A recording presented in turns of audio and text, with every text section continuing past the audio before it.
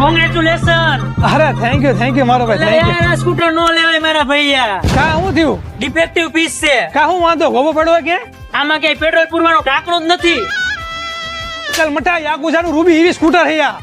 એમ હા. પણ નો લેવાય યાર ઇલેક્ટ્રિક સ્કૂટર યાર. આમાં નકરી બેટરી ચાર્જ કરવી પડે, ઘડી ઘડી ઉતરી જાય. અરે મારો ભાઈ આમાં ચાર બેટરી આપેલી છે. 4 બેટરી. હા અને એકવાર ચાર્જ કરીને 55 કિલોમીટર હાલે. શું વાત કર? હા મારે ટ્રાય કરવું હે. અરે વાયા નો ખેંચ, આમાં વાયા લેવા માટે રિવર્સ ગેર આપેલો અને બ્લૂટૂથ સ્પીકર આપેલું છે આમાં. શું વાત કરે? હા અને બીજું ભાઈ આમાં હિલ આસિસ મોડ આપેલો છે અને ટ્રેક્શન કંટ્રોલ સિસ્ટમ આપેલી છે. ઈ શું વડે? હિલ આસિસ સિસ્ટમ એટલે મારો બધું ઢાળ ઉપર હોય ને એટલે બાઇક પાછું ન પડે, અને ટ્રેક્શન કંટ્રોલ સિસ્ટમ એટલે તું ભીના રોડ ઉપર હાલતો ને તો સ્લીપ ન ખાય ભાઈ.